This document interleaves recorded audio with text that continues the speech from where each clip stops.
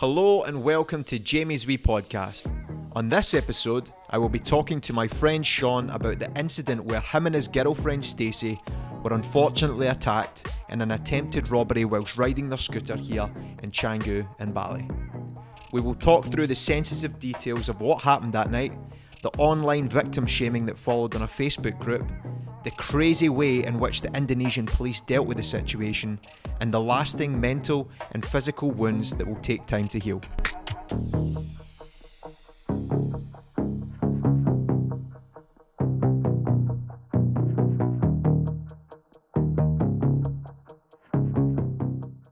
Hiya Sean, how's it going, my man? Everything's going good, man. Just enjoying quarantine, you know? Well, thank you for taking time away from your busy #stay-at-home Call of Duty schedule to come and do this podcast. I know you're a busy man in Warzone, so it means a lot I to wouldn't me. miss it for the world, man. I wouldn't miss it. What rank are you now? 100? Maybe Oh, 102? 102. Well, you have been busy. You've been a very busy man. Yeah. Had to get past you and Filippo, you know? Well, this is true. Now, I wish this was a welcome change of topic from COVID-19, but unfortunately it's not. And it's a pretty fresh and sensitive subject. So I really appreciate you being so open and willing to talk about this, man. So thank you for that.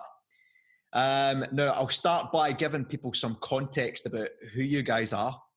And I'll run through a quick description so you can feel free to correct me at any point if I'm wrong. Okay, let's hear it. But basically, you guys are a couple, both from the United States. You and Stacey, both from the United States. And you're both working as social media managers, traveling social media managers. And like me, you come and go from Bali and consider this place like a second home. Does that sound good? Yeah, I mean, so far so good. Good. So it's fair to say that you feel comfortable here and comfortable enough to know the risks and the dangers. Oh, man. You've been here that often. Yeah, we've been coming since end of 2017, beginning of 2018, off and on. We would consider this like a second home. We've grown quite fond of the place. You know, there's nothing that, other than traffic, there's nothing that we don't love about this place. You know what I mean? Other than just some stupid things here and there. But no, this is, for us, this is like a second home for sure. Yeah. So how many times have you actually been to Bali? Quite a few. Oh man, I'd have to check my passport, but probably eight times, something like that. Few stamps in there then. Oh, for sure, yeah. Because you've actually, I mean, for me, I've always just lived in Canggu when I've stayed here, but you guys have actually stayed up in the jungle. You became really friendly with locals. So you've been integrated with the culture. So you probably know this place better than most foreigners or Westerners that come here as well. So. Yeah, I mean, we lived in East Bali, which is an area of Bali where probably most people that come to Bali wouldn't even know existed. It's kind of like the heart of what still is old traditional Bali. You know, the ceremonies, the living in the rice fields, all of it. I mean, here in Canggu, we kind of are a little bit spoiled too. It's still westernized with the cafes and stuff, but no, in East Bali. I mean, there's nothing out there. It's just traditional Bali. And we lived out there when we first decided, like, hey, we want to really kind of immerse ourselves in Bali. Let's go check out that area. And we went up there and spent 3 months just hanging out up there with some local families and stuff. And it was definitely a different experience than being here in Canggu.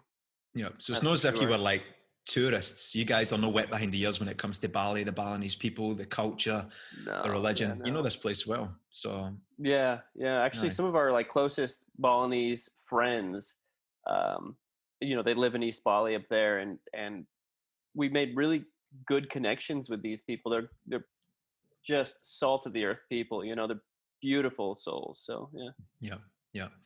Well, now that we've established your relationship with this place and that you're not tourists, you're not just passing through, and this incident didn't just happen because you're a silly tourist who doesn't know what this place is like.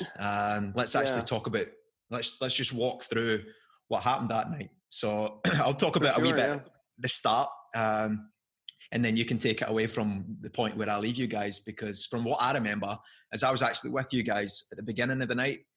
You and Stacey invited me out for dinner to, is it La Bandida? Yeah. La Yeah, Bandida it's a restaurant? burger joint across on the Batu Belong side. We live on the Barawa side, and we were across on the Batu Changi, Belong side. Batu Belong Yeah, side, yeah. yeah, exactly. Because the Batu Belong and the Barawa side is separated by the famous Canggu shortcut. So we both at the time were living in Barawa, so we both had to cross the Canggu shortcut. Correct. But the reason being is they had delicious, was it half price burgers on that night? Yep. It's Half price burgers. I think it's 55K burgers, but yeah, which is like, about half the price of what they usually are. Which is like £2.50 for a burger, and it's absolutely, it's delicious, man. So it's like a gourmet. Actually, you know what? I had it on Tuesday. Oh, did you? Yeah, we delivery. I ordered Gojek. Right. Yeah. Okay. Yeah. We've been craving it. Stacey likes the chicken one, so we ordered it. Yeah. Well, any excuse for a burger, there's absolutely no way I'm turning down A, an opportunity to dine with you guys, and B, a 55K gourmet burger. So that's where we started the night. Now, for whatever reason, we actually ate pretty late. And I remember you saying straight after dinner that you felt a wee bit uneasy about being out after dark because you guys, you're not really big party animals. And at most, you'll usually catch a wee sunset bintang or a sunset coconut down by the beach. And then you'll have some dinner on the way home. So for you guys to be eating so late that night was a little bit unusual. And I remember when we left the restaurant, you actually said to me, I feel a wee bit weird. You felt a wee bit uneasy, and we couldn't put our finger on it. You didn't know what that feeling was, but I remember you saying that vividly. So yeah, I actually, I'll interrupt you. I remember even before we went, I remember telling Stacey, like, I don't really want to do anything after, like, let's just head home. I remember specifically saying I wasn't feeling it. Like, I just, for whatever reason, that I had this, just, I want to go home. You know, I didn't even really want to make the ride across the shortcut to have the burgers to begin with. I was just kind of like, you know, we've been telling Jamie about this place. You know, we had been talking about it, and we enjoy the burgers, but I really, for whatever reason, just wanted to just Gojek that night. I wanted to lie low I don't know why. I just felt that way. So even before we left, before I even told you, when we were there, I had told Stacey, you know, I don't want to stay out having burgers late at night. I just want to go home, you know, but we made the mission anyway. Which is quite unusual for you, man, because as much as you guys don't party a lot these days, you're still very sociable. You know, you're always up for going out and having dinner or catching sunset. So it's not a usual feeling for you to feel that way. Is that fair to say? No, that's a fair assessment. You know, I'm not like a party animal by any means, but I do enjoy a social life. Like we enjoy, like you said, we enjoy going out to dinner. We enjoy having friends here that invite us to do things. We're not like by any means locking ourselves in our rooms and just living in Bali. I mean, other than here in the quarantine, but no, before that, yeah, I mean, we loved going to sunset. We loved hanging out with friends, but we kind of like, we wanted to be home at a reasonable hour most nights because we would, you know, watch Netflix or just kind of spend our evenings together. But before that, we would always, you know, want to at least hang out, catch sunset with some friends. That was like our thing. You know, we're only about 5 minutes away from the beach where we live here. So that was like our nightly thing. We'd be like, let's go down to the beach, watch sunset. And by the time it was like, I don't know, 7:40 or whatever time the sun was setting, we were back home. You know, after sunset, we went straight home, or we grabbed dinner on the way back home, you know, whatever. We were never out past like 9 or whatever. It's bizarre, but yeah. Yeah. So that was quite an unusual feeling for you to have. So, I mean, that's one thing that I vividly remember you saying that very clearly. And I thought that's quite a strange thing to say and a strange thing to feel at that point in time, but hey ho. But after that, we demolished these delicious burgers at La Bandida. And we said our goodbyes, but because we both lived in Barawa, we both made our way across the famous Canggu shortcut. And it was at the end of the shortcut where I would turn left and you guys would go straight on. So we kind of said our setting goodbyes, and that's where we parted ways. So take it away. What can you tell me what happened from there? Yeah, I mean, from where the point where we parted ways, I guess there was about, so the shortcut, you would have, after the shortcut itself, you would have hung a left to go home, and we would have continued straight to the road, Barawa. and on Barawa we would hang a left. And I remember, it was about, I don't know, 10:30. I mean, it wasn't even that. I don't think it was like even that late. But there was, by this time, Barawa is like dead. There's nobody on Barawa. It's pitch black. I mean, maybe Well, there's no nightlife in Barawa, so everyone at that time of night usually makes their way over to the Batu Belong side. So Batu Belong's busy, and Barawa's usually no one there. Yeah, I mean, maybe there's like a Circle K or a Indomart that might be open. Maybe, I don't know. Maybe they stay open, but they're just one little place on the whole street. There's no street lights, so we're just kind of the only people on the road. And we were just minding our own business, hanging out on the bike. Just, I want to say we were probably, I'm going to say miles per hour, but let me think about it in kilometers. It'd probably be about 45, maybe 50 kilometers an hour that we were moving. I mean, that's about 30 something miles per hour. That's about the speed we were going on the bike. And I remember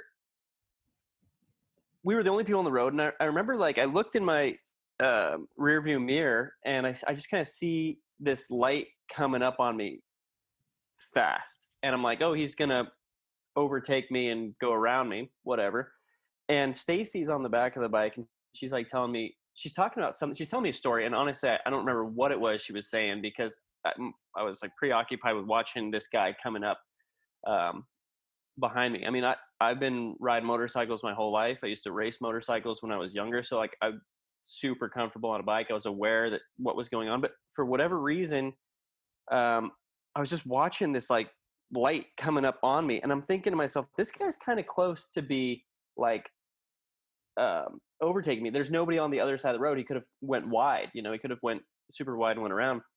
And the moment that it registered that this guy is way too close to be like passing us, Stacey starts kind of like wiggling around on the back of the bike.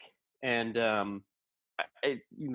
when somebody's on the back of a motorcycle, if they shift their weight, even if they just look with their head from side to side, I mean, you feel it like on the bike. I mean, so something's like shifting the weight on the bike. And then that's when I realized something's like, I'm like losing control. Something's going on. And I remember Stacey saying something like, he's got my purse, or he's grabbing my purse, or oh shit, he's got my, something like that. Like just something about the purse.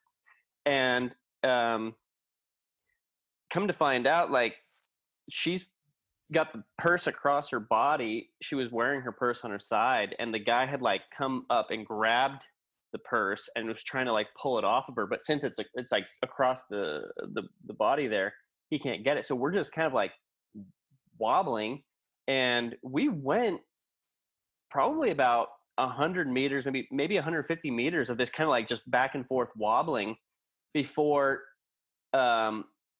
we just got to the point where it's like enough speed wobble that we fell down. And as we fell, we clipped his bike. So we would have been on this side, on his left side, and we hit the back of his bike and made him fall about 10-15 meters in front of us. So we both fell.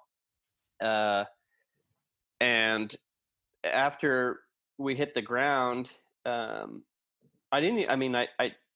I feel bad saying it. I even told Stacey like I feel bad, but I didn't even like check on her. I was just like, what the fuck just happened? And I just like, I quickly got up, and I see the dude up ahead of me, like kind of down the road a bit, maybe 10-15 meters down the road, picking his bike back up. So in my mind, I'm like, I got to stop this guy, because he's about to run away after.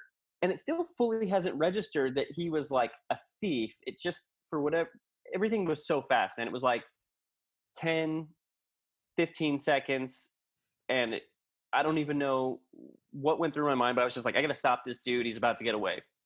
So I like run up behind him, and he's already fully seated on the bike and giving it throttle to take off. So I reach from behind him and I grab him, kind of like in a bear hug, just trying to like hold him. And he's giving it throttle. So also in the like motorcycle accident. When we'd fallen, my flip flop had fallen off. So now I'm barefoot on the ground trying to like fight this motorcycle and hold him from taking off. And I can't do it because he's got the full power of this big motorcycle. He's riding an NMAX motorcycle, which is probably about 150, maybe 175 cc. I mean, this thing it's powerful. So I can't get him to let go of the bike, and he's dragging me all around the road. And he's kind of scuffling with me, like trying to like fight me off, like wiggling, and I'm trying to hold him. And then we both fall over again, about maybe another 30 meters down the road. We fall over again. And this time I think like, okay, I got this guy for sure. But then he managed to like elbow me in the face while I was like holding him from behind. He elbows me in the nose, which if you've ever gotten hit in the nose, I mean, it's like an instant eye-watering experience. You can't, like, you just are dazed. So like when he got me in the nose, I kind of just let him go. He hopped back on his bike and he took off, and I grabbed the back peg of the bike trying to like pull him off one last time. And I just couldn't, I like that point, adrenaline was starting to wear off or whatever. And I just had no strength. I couldn't do anything. He took off, and there he went down the road. Wow. Yeah, I mean, hang on. So that was that. I mean, that entire thing probably happened from you feeling the wiggle or seeing the light to him disappearing up the street.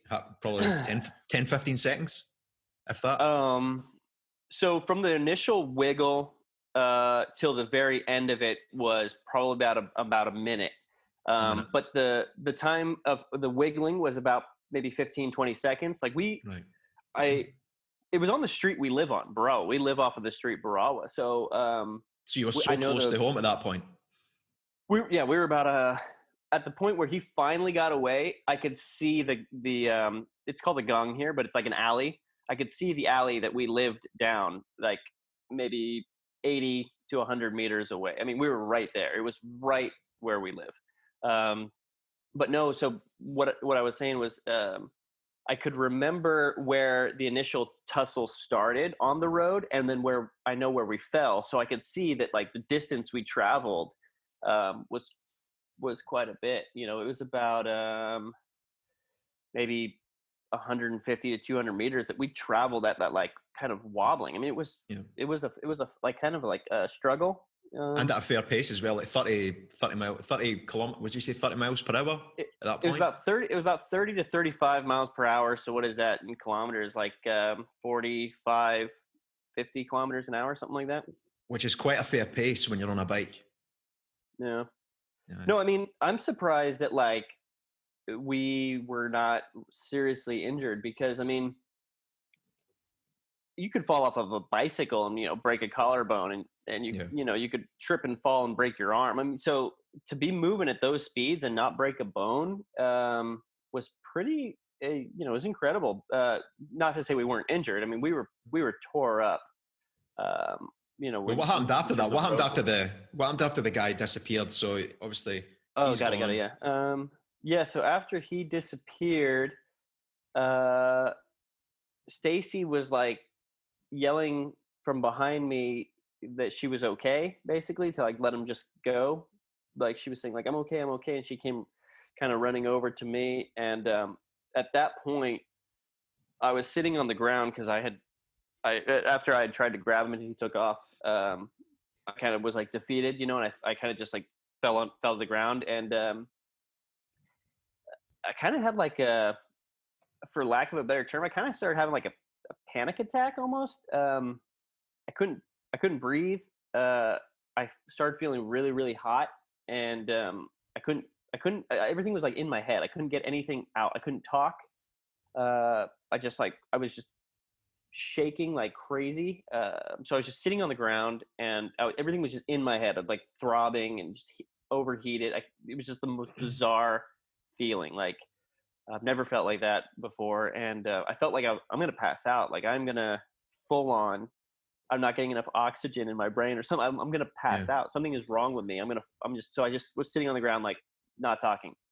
Stacey comes running over, and just by chance there was like some Australian girls, or maybe they were from New Zealand. I don't really remember where they said they were from, but they were across the street, and they kind of like saw the very tail end of this whole event.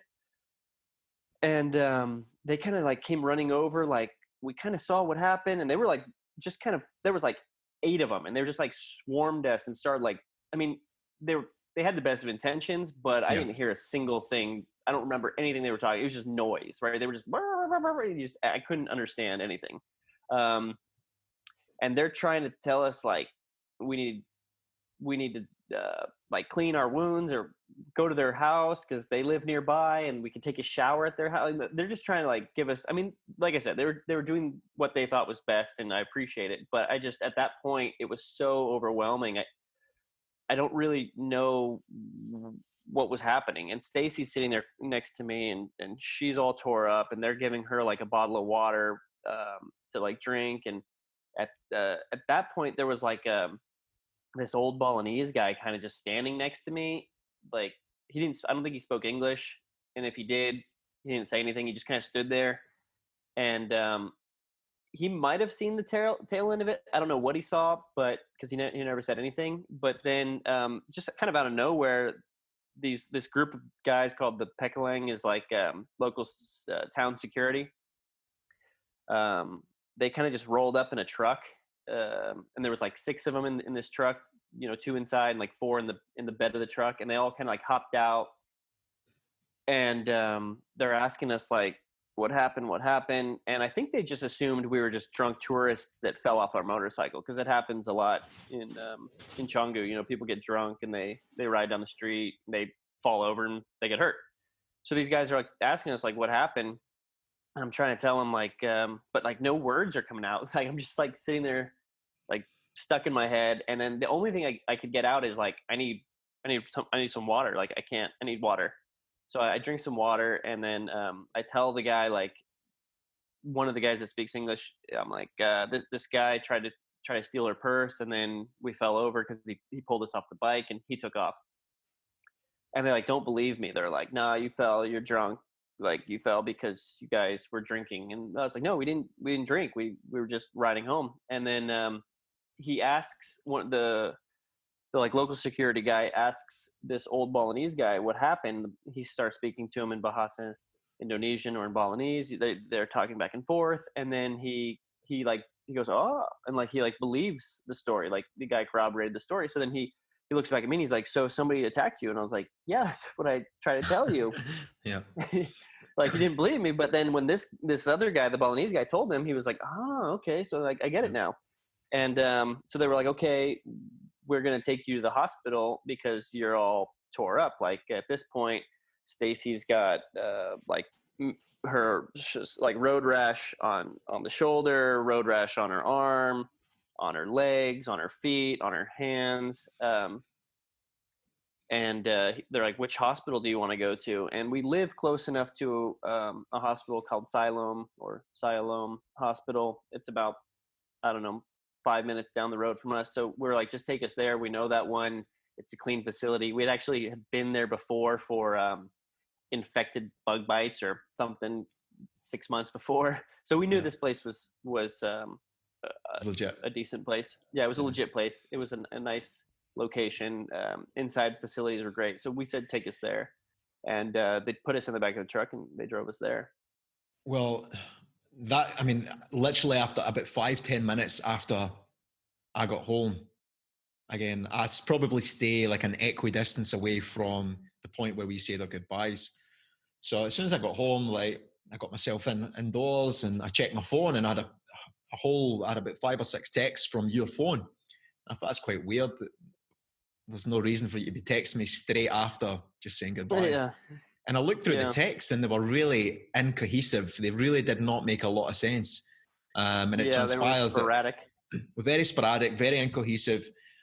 And you guys weren't drinking because we'd been to dinner together and I'd literally just left you 5-10 minutes before. So I know you guys weren't drunk. So for these texts to come through and be incohesive, initially, I was like, red flag straight away.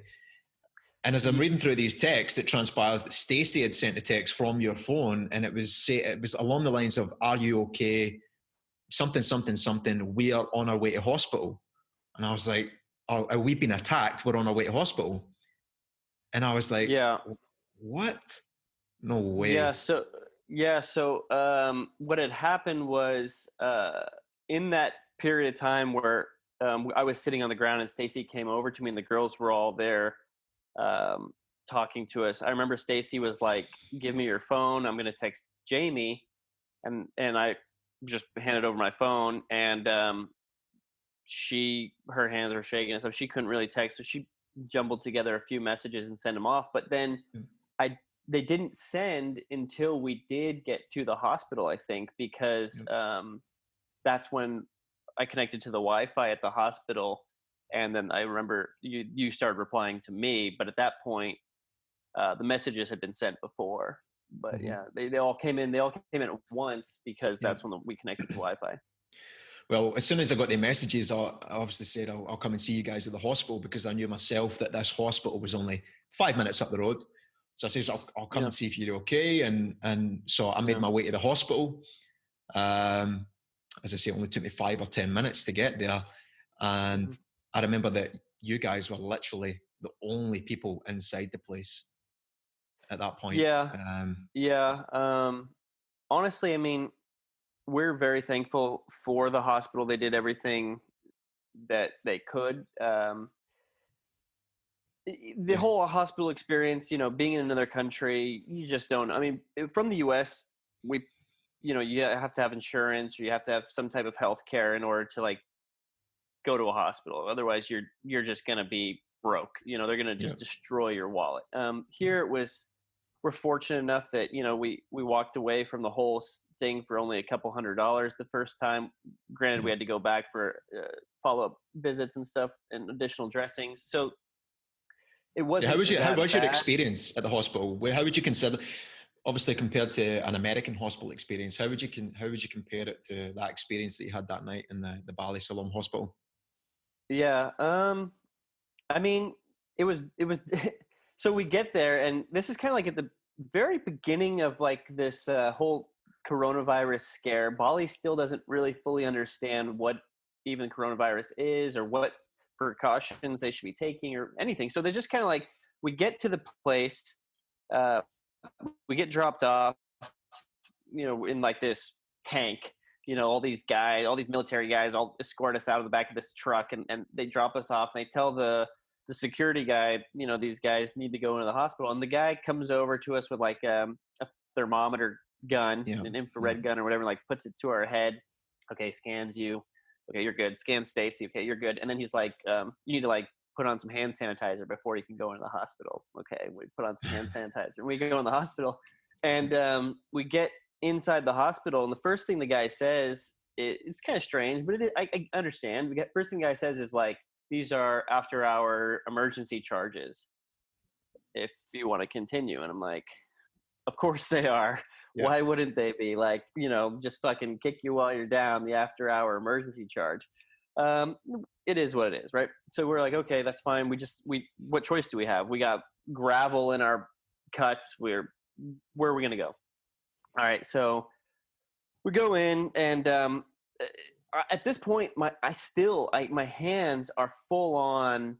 I can't get myself under control, and they're like, we got to start working on Stacey. So they just bring Stacey right into a room, because Stacey had already been to this hospital about 6 months before for, like I said, that infected bug bite. So she was in their system already. They already had her copy of the passport and all that stuff from the previous visit. So she went right into the room. But the guy wouldn't let me go back there, because he's like, you need to like square up, basically. You need to get your passport image. You got to fill out this paperwork. We got to make sure you're going to pay before we start working on you. And I'm like, okay, I'm trying to connect to the Wi-Fi. My hands aren't working right. And Stacey's in there in the other room. I'm separate from her, so I don't even know what's going on. And the guy's like, before I can even let you go see the nurse, you have to like fill all this stuff out. I'm like, dude, I can't even write my name. I can't fill anything out. My hands are shaking. And he's like, he kind of at that point realizes like the severity of the situation. And he's like, all right, you can get it done after. But like at first he was not having it. He was like, you have to stay here before you could even go back in the room with her. So I remember I'm like telling this guy, like, I can't fill this paperwork out. I can't focus, man. My brain is like not even in a form filling out mode at all, dude. Like I can't do it. Yeah. So Finally I go in the room, like the guy just lets me go in the room with Stacey, and I'm in there with her. And then the nurse tells me like, you need to clean your leg out because there's so much gravel in your leg. So you need to go into the bathroom in the hospital and like wash your leg out because there's like mud and gravel and all this stuff in my leg. And I'm like, oh fuck, whatever. So I follow this nurse back into the like restroom, and they have those like bum guns, they're like like Yep. for lack of a better term, it's like a bum gun. It's like to spray yourself in the toilet, right? To spray. They all toilets all over Asia have these little guns next to that you can spray water. So, but the thing about it is it comes out like fucking needles. When you spray that gun, it's high pressured needles. It comes out full bore. Oh man, it's like all the calcium buildup in like a shower when you first turn a shower on after a long time. It just like comes out, like hits you. So I'm spraying my leg off with this like needle gun, and I'm just in excruciating pain. Like I can't do it. I'm like, mother, just like biting everything. And the woman standing there watching the nurse, and she feels bad, but what's she gonna do? That's like the only way they have to wash the gravel out. And I'm like kind of like holding in, screaming. And then it comes like I finally get enough of the like stuff that I'm like, okay, I got the leg done, and now it's time to move on to my elbow. And man, I'll tell you, I thought the leg was bad. Having to spray my elbow was absolutely terrible, because like after that accident, I had got like several like road rashes here, but then I had here, this one is actually like a hole. It was like an ulcer, basically. It had taken all the skin down to like this concave like ulcer in my arm, where it was just a big hole, right? So I had to spray the gravel out of this hole. This is still not 100% healed. These are healed, this is healed, but this one is still not healed. And I remember having to spray the like rocks out of that, and it felt like I was just like washing my bone, just like spraying needles on my bone. Well, it was because I remember because I got to the hospital as Stacey was being seen to, you hadn't been seen to yet. And I remember the first thing I seen when I walked in was Stacey was on the bed, and she was getting bandaged up like the mummy. And she was almost convulsing with, I don't know, it was like an anxiety attack, or just, she was in shock. She was clearly in shock. It was like you'd reverted to type, because Stacey's she's the softer and more timid of the two of you, and you'd reverted to type by, I remember just walking in, you're holding your elbow, big smile on your face, and you're cracking jokes, just trying to obviously make her feel a wee bit better, that's just your nature, that's how you were dealing with the situation. And I remember when I looked at your elbow, when you took away your hand, I remember seeing how badly, I mean, I could see the bone, and I knew immediately that was probably the worst of all of your injuries. And that one would definitely need a few stitches at least. And that was going to probably the one that would take the longest to heal. Yeah. Like you said, we both handle things differently. I mean, at the time that you arrived and I was back in the room with Stacey, I think at that point the adrenaline was starting to wear off. My anxiety or whatever it was that I was feeling had kind of subsided a bit. And the way that I do handle things is with humor, and I was trying to lighten the mood, make everybody in the room just feel better, There's no point about like moping around at that point, so I was just, I was cracking jokes. I was speaking a little bit of Bahasa with the local nurses there, because I just wanted to make them laugh, make everybody happy in that room, because make light of a tough situation. That's just, of course, that's just who I am. But at the same time, like I can see Stacey sitting there. She's, she's hurting, and it's kind of an archaic way they handle injuries here. They just kind of like pour water on it, and then they kind of scrub it out with soap, and then they, so they're like, it's very rough. It's not glamorous by any means. And I'm not in the medical field, so I don't know. Maybe that's how you handle it. But I seem to remember getting road rash when I was younger, and you just kind of like dealt with it and it just went away. Like you took a shower and it went away, right? Like it sucked, but here they're like, oh no, man, humidity, infection, all these things, you got to like take care of it the way it is. So they get some soap and they put it like on gauze and they just scrub, they start, oh, this one's got to be scrubbed out and let me scrub that one out. And scrubbing open wounds with soap and water is definitely the highlight of the trip. It's just something you'll never experience. You hear about these stories, you just don't think it would ever happen to you. You know what I mean? You just don't think, oh, somebody we belong in these like community groups on Facebook, and you hear about, oh, somebody stole my purse, somebody stole my phone, and you hear about it and you're just like, man, that sucks. But you never think that would happen to you. Yeah, you never think it's going to happen to you. But anyway, back to that is like, so they're scrubbing it out, and there's Stacey's crying, and I'm trying to make light, and then you're in the room now, and they get hurt whole body. It takes them about an hour to get it like handled, right? To get it fully bandaged, fully cleaned up. It was like over an hour. And that before they would even see me, because there was a doctor and a nurse on staff. That was it. And they're like, our x-ray technician has gone home. So we don't even know, we can't even x-ray you. We don't even know if you have a broken bone. Cause like at this point, we don't know what's going on. Like you don't maybe Stacey's elbow is broken. Maybe my elbow, we don't know. Like it hurts. I thought at one point my finger might be broken because it looked kind of weird, but it was just the way it was. But you just don't know because they're not they're not telling you like, you can go to another hospital. It's just like, hey, technician's gone for the night, so best of luck. Yeah. So it took about an hour, maybe an hour and a half, I want to say, before they were fully done cleaning up Stacey, before they could even see me.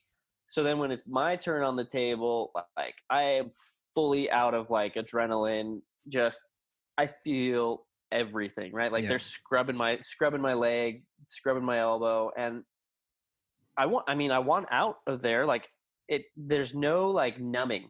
I think that's what Western medicine has the one up in, is that you would at least be numbed if they're going to try and scrub it like some wound or something. They'd probably give you a shot of numbing, but here it was like just kind of like hang on and hope for the best.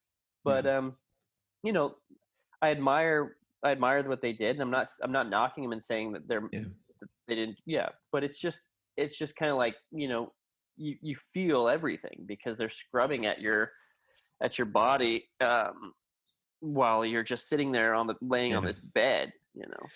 Well, I remember the nurses were enjoying your sense of humor for one, but I think the most uneasy part of that whole process, along with your elbow for me, was the fact that she told us that she learned how to speak English by watching Keeping Up with the Kardashians, which really made me feel uneasy in that whole situation. I actually thought it was pretty funny. You might have felt of course uneasy. It was funny. No, I'm only kidding. It was funny. It was funny.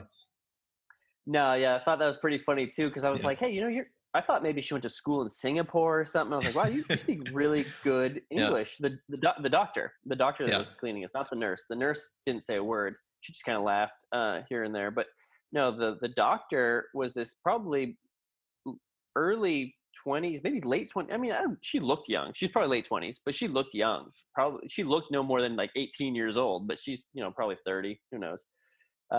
She's telling me. I said, hey, where'd you go to school? You speak really good English. And she was like, oh, I went to school in North Bali. And I was like, really? I would have thought like Singapore or something. She's like, no. And I was like, well, you speak really good English. And she was like, oh yeah, I used to watch a lot of Keeping Up with the Kardashians. And I was like, that's where you learned English? And she was like, yeah, I would just watch Keeping Up with the Kardashians. And I was like, why did you watch that show? And she was like, I don't know. It was just wanted to watch it. And who knew? Like, that's where I learned. Who knew that the Kardashians would be educational? That's the first time I've ever heard that. Who knew that they would actually teach a doctor English? Oh my! That's a better one, Well, that was probably one of the most memorable parts of that whole hospital experience for me. Yeah. Now, from there, obviously, you guys had to settle the bill, but from there, you got a taxi back from the hospital to your place, which again was only a 5-10 minute ride. Too far to walk, but you never had your bike. For obvious reasons, your bike had been left back at the scene of the crime. Now, this is where you got the first taste of what the locals think about criminals and the street justice that they would take. Now, tell us about what Yeah. the Well, taxi driver said to you. yeah, I'll tell you about that in a second. I'll backpedal a little bit because we had told the Pecalang security guys about the criminal. They kind of still didn't fully believe it. We told the doctor and the nurse about it. They still fully didn't believe it. Like they said, because I asked them like, how many of these types of injuries have you had to do? And they're like, oh man, we do these every day, day in and day out since they've been working there. Like everybody that's a tourist, Bali receives X amount of tourists a year. People are falling, people are getting hurt, getting road rash. Here in Bali, they'll give a motorcycle to anybody, right? Like you just show up, you have $50,000 for the 50,000 rupiah for the day, they'll give you a motorcycle. They don't ask any questions. So they see accidents all the time. So I remember asking them like, how many of these accidents have you guys treated? They're like, more than you know, right? And so I was like, how many like attacks? And they were like, we've never heard of an attack. And I was like, it seems strange. Like nobody would talk about like the fact that we had been attacked, right? It's just like not something that they wanted to even acknowledge. It was like, no, you're the first one. It's impossible. You're the first one. So it was strange. Could be true. I don't know. And then so back to the part where we get the taxi. So at this point, nobody's believed our story, but they have to because we're consistent with it. We're telling you like this is what happened. So we get outside, we square up with the bill, and we go outside after calling a Gojek. Gojek's basically just like Uber here in Asia. You just call it, and they'll come and pick you up. We call one, the guy shows up, and I remember telling you like, hey man, just kind of like follow us, like because we're a bit on edge, like just kind of follow the car. We're at this point we don't feel trustworthy of anybody. So Like Sons of Anarchy, I'm like Jackson. Yeah, you were in Taylor. the back, just on your Harley, following behind us, putting out the just in vibe. case. Yeah, that was you. Just in case, in case he was going to try and pull a fast one or something. Jamie was in the back to kind of watch out for us. But no, so I remember telling you like, hey, just kind of follow us. We're just until we get home. We're only about 5 minutes away, but then you can go your own way. And I remember we get in the car, and the driver does like a full 180 in his seat. He turns all the way around and he's looking at us and he's like, what happened? Like he realizes, because at this point it's like 3:34 in the morning after they fully cleaned us up and like did the whole bill. Like it was late. I want to say 3:30, maybe 3 o'clock sometime. It was late. And the guy, he fully turns around, he looks right at us, he says, what happened? And we tell him like, we were attacked. And he's like, you were attacked? And yeah, we were sitting on the back of our motorcycle riding down Barawa, and somebody rode up behind us and pulled us off the motorcycle. And he is like shocked. And he's sitting in there before he even takes off on the ride. He's just sitting there talking to us, and he's like, where did this happen? When did this happen? Did you see the guy? Did you see his motorcycle? Like what tell me everything you know about this. And I was like trying to give him the details. And then he's like, okay, I'm so sorry this happened to you. This is very bad for Bali. Like, I'm so sorry. And he's like, I'm going to take you home right now. And so he starts driving. We get home and he pulls over again. And he's like, tell me which direction the guy went. And I'm like, he went north on Barawa. He went that way, man. Like, I was like, why do you want to know? And he's like, I'm going to go looking for him. And I was like, you're going to go looking for this guy? And he's like, yeah. And I was like, okay, I admire that, but like, it's not necessary, dude. Like, you don't owe us that. You don't. And he's like, no, man, he's like, here in Bali, we need to do this. Like, this is who we are. We need to square this. Everything needs to be made right. And I was like, okay, well, if you do, I was like, I don't know if you will, but if you do find this man, I was like, just call the police. Like, don't engage with him. I don't know who this dude is. He could be a violent criminal. I don't know. So I'm cautious for this dude. Like, I'm like, just call the police. And he's like, no, I will kill him. And I was like, what? I was like, you what? And he's like, here in Bali, like, when somebody is a thief, like, we fight over it. Like, I will kill him. And I was just kind of like, I don't think that's necessary, man. Just call the police. Like, just don't get involved, man. It's not your problem, man. Just let it go. And he was like, no, I'll go kill him. And like, that's like the last conversation we had with the dude. He just took off. So it was a bit strange, Yeah. to say the least. Like the dude, he was like adamant about going and looking for this thief and hurting, if not killing, the guy if he found him. It wasn't like a jovial, it And wasn't like a man, throwaway statement. It was a genuine, like, Liam Neeson, I will find him and I will kill him. yeah, it was exactly. It was like Taken. I felt like Yeah. it was the Yeah. Balinese version of Taken. He was Yeah. sitting there looking as like, at one point he might even put on some gloves. I don't know. He was like, I'm gonna find this guy and I'm gonna like kill him. Well, the Balinese And people, by and large, they believe in karma like they believe in God. So if someone brings bad karma to the people or the place, then it's upon them to take justice in their own hands. yeah. So that was the craziest part about it, is like we didn't know that at the time. Yeah. So in the moment when we fell and I saw the guy trying to escape, like in my mind, I'm a tourist, I'm in another country, I don't know what the repercussions of my actions will be if I hurt this man. So I didn't do anything to hurt the guy. Like I could have easily have just clocked him in the face, thrown him off his bike, drop kicked him, whatever. Like there was a million things I could have done to hurt this man. But at Yeah. the same time, like I didn't, in that moment, it was like, I just want to stop him from getting away. I don't want to like kill him. I don't want to hurt him. I still didn't fully understand what even happened. Yeah, it was going too So quickly, man. Far too quickly for you to make an exactly. informed So decision or judgment at that point. exactly. But I do remember specifically thinking, don't hurt him, Yeah. because I don't want to end up in jail, right? I don't know what's going to happen. Like if I were to go to Scotland and, beat up a Scottish guy, I'll probably end up in jail. Yeah. So same thing in the US. Like you don't just Yeah. beat somebody up, but who knows, right? So I just remember in my head, don't hurt the dude, just hold him. But anyway, he got away. So that was that. But come to find out from the driver, like he's telling that me, was your no, first man. taste. That was your first taste of things could have been very different and you would have been well within your rights. So we'll get to the point where you found out a wee bit more. But yeah, that was when you told me that was very interesting, man, because up until that point, we had this conversation about had you done the right thing or how could you have done more? And we had the conversation about, you don't know what the law is here. Are you guilty until proven innocent?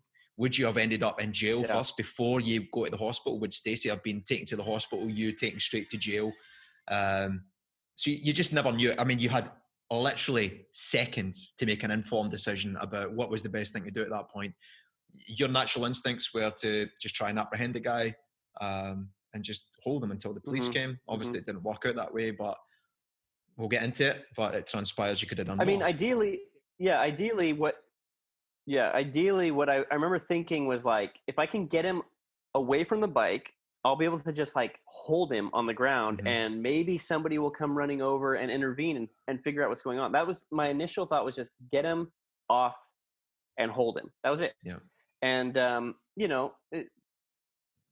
I think that in that moment, there a million things could have happened. I could have done things differently. Who knows? Whatever it is that you think about when you're hearing this, or I would have done this, or you should have done that. I mean, until you're in that situation, you can't say, because you don't know. Like your body just reacts. And I remember just reacting. And the thing is I reacted without even looking to see if Stacey was alive, on behind me. I just got up and I ran for the dude. I never once even looked back. And which, so, if someone was to give you this scenario before this was to have happened, you would have probably said, well, I would do this. I would look back and see if Stacey's okay. Then I would get up and I'd probably do this to the guy. Yeah. But in the moment, obviously, natural instincts are completely different, man. So the way you react, 100%, 100%. If you're looking at it from an outside, like if you're just reading about it, or somebody's telling you the story, you're thinking to yourself like, well, why didn't you do this, or why didn't you do that? And I'll tell you, man, I'd probably be the first person to also try and play through the scenario and tell you like, hey, you should have done this, you should have done that. But in that moment, dude, you have like a split second and your brain isn't even fully, like, adrenaline takes over, and that's like your Yeah. fight response. It was like you either run or you get the dude, and it was just like that's what happened. I just was like, I got to stop this guy from getting away. Yeah. Granted, I think he was more prepared for the accident than we were. We were wearing I was wearing a t-shirt and shorts. Stacey was wearing a tank top and pants. The dude was wearing full like uh kind of like a denim jacket, just like a sturdy black jacket, full pants. He was wearing gloves. He had a full face mask. I mean, the guy, he was like ready to race MotoGP, and we were like weekend warriors. You know what I mean? It was like there was Yeah. no comparison. When we hit the ground, when he hit the ground, he might have gotten some bruises and some bumps, but I mean, we were tore up, and he got up like no big deal. Yeah. So it wasn't was his like first rodeo. Exactly. And the injuries that he might have sustained, it for sure he didn't have gravel and road rash like we did. I mean, wearing t-shirt and some shorts and Stacey wearing a tank top. I mean, we took so much more of the injuries than I imagine he took. So when he got up, I mean, he was like mentally he was prepared for the whole incident. He took us off guard. So he had like planned it, came up. When he fell, he already knew I got to get out of here. For us, it was like we were just reacting. He was proactive about the whole thing. You know, he knew. Yeah. So I think that for our situation, we just did the best we could. Of course, man. So when you got home that night, how was that first night's sleep? Obviously, it was quite late at night when it happened, so it's a lot to process physically and mentally that night. So did you manage to sleep that night at all? Or? Fuck, man. No, not a lot. I would say so. We got home, and you followed us home, and I remember thinking like, we're not going to be able to sleep very well, but because we are at this point, soreness is setting in, stiffness, tightness in the joints that were hurt. We're starting to realize, well, at least I can only speak for myself, right? I'm starting to realize like things are going to hurt a lot more in the morning. So Stacey and I lay in bed, and I put a pillow underneath Stacey's arm because I want to elevate her arm. Got a lot of like road rash on the top of her forearm, so I'm like, let's elevate that.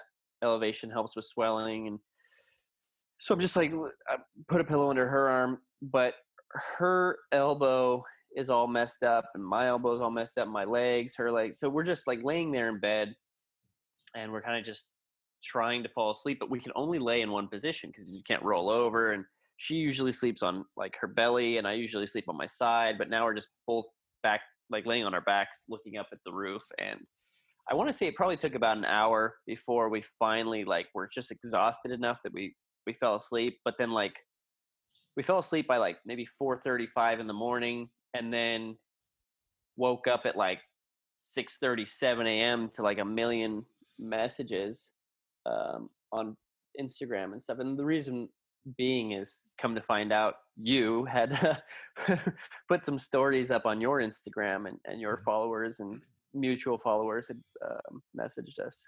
Yeah. Well, that leads us on to social media. Now, I want to talk a wee bit about Facebook, man, because this is a very big chapter in this story. So there is a Facebook group here in Bali called Canggu Community, which is popular and powerful in equal measure. It has around 120,000 members. So anyone who's been to Canggu or has been through Canggu is probably within this Facebook group. Now, by and large, it's made up of really good people, either looking to give advice, make donations, exchange goods and services, help locals, and all that kind of thing. But there's also a very small minority it's a dangerous mix of foreigners and locals who can only be described as online trolls. Now, Stacey that night, obviously as part of her healing process, she put up a Facebook post with pictures of you guys' injuries and a really long and detailed description of what happened in the tone of, not for self-sympathy, but more along the lines to just alert others who might be out traveling at night, just to tell them about your experience and obviously just to try and prevent it happening again. And obviously that post went viral. So can you tell me about that Facebook post and how viral it went and some of the things that were said on that Facebook post? Yeah, she actually posted it uh, the not the night of the attack happened. It was actually the next day. She posted it probably around like, I don't know, noon, 1 o'clock, sometime around there. She posted, and the reason she posted it was, like you said, it wasn't like, "Hey, poor us." It was more like, "Hey, this was what we felt was like a second home. This is where we felt comfortable.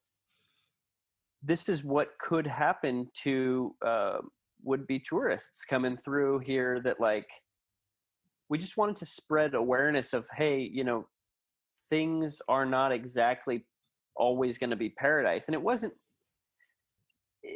with the best of intentions, right? It was just to Mm-hmm. warn people, hey, be more careful, carry your purse inside the motorcycle, be aware of your surroundings, try not to travel late at night. Like the post was just to spread awareness. And honestly, I don't remember what the final numbers of how many times it got shared, but I mean, it was thousands. It got shared thousands of times. There was thousands of comments. It went absolutely viral in every sense on Facebook. People were sharing it. Balinese were sharing it.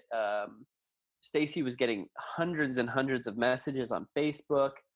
People just saying they were sorry. Balinese people saying like, this is so unlike Bali. This is a bad thing for Bali. I mean, you could run the whole gambit of like messages, right? There was everything from like people being sorry and wanting to help to people just kind of knocking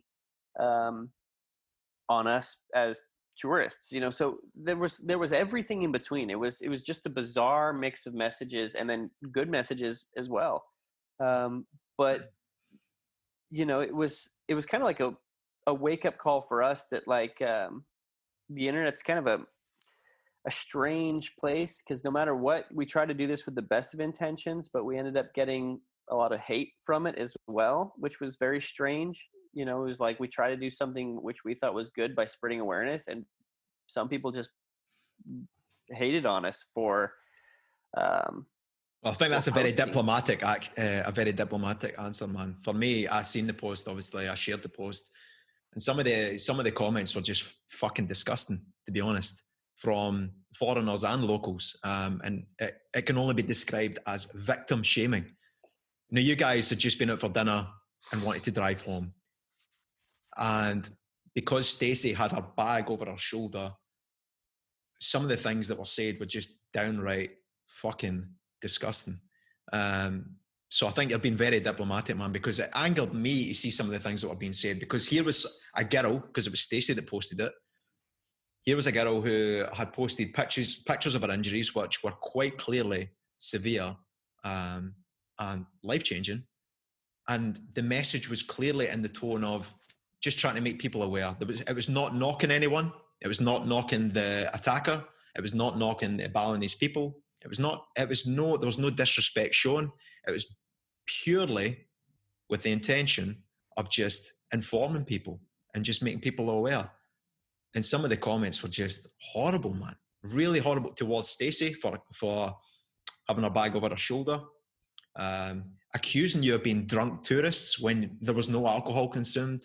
There was just a lot of assumptions. And I think the biggest one for me and for you, obviously, which I was just going to talk about next, was people questioning you as a man, and why didn't you either beat the guy up?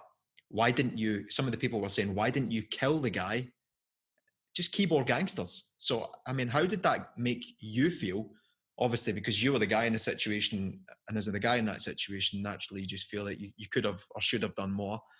And how did it make Stacey feel? Well, these people just giving her such a hard time. Yeah. I mean, for me, now I want to say, I don't really care. At the time, I think there was a lot of emotions running through my head. There was mostly I was disappointed in myself, and it might have been brought on by maybe having read some comments, but I remember just running the scenario over my head and thinking like, man, I didn't do what I should have done, which is hurt him. But I don't know, maybe it's just upbringing. Maybe it's just not wanting to hurt somebody. I don't know what it was. There was just a million thoughts, man. I just, reading some of the comments there, like you said, there were some guys that were like, well, your boyfriend doesn't seem like much of a man for not like beating him up. Or I remember one guy was like, that's what you get for not hurting the man. I was like, that's what we get. Like, this happened before. Like, so like some of these comments, people were, like you said, victim shaming, just, it's a real thing on the internet. And it just doesn't make any sense, because it was like, here's us telling a story and telling you what happened to us in hopes that you take precautions and not allow this to happen to you. And now you're going to take that message and be like, you deserve that because you didn't hurt the man who put you in this situation. But it was like just bizarre to think about that. Like, how would I have known that this was even going to happen? And then what is me hurting him going to do to like rectify the situation anyway? Like, if I beat the dude to death right there in the street, I'm still injured. I still have to go to the hospital. I still have to pay the bills. And now I'm facing maybe some type of legal action that the family comes after. I don't know, who knows, right? So it's like, what are you guys talking about? I did the best that I could in the situation.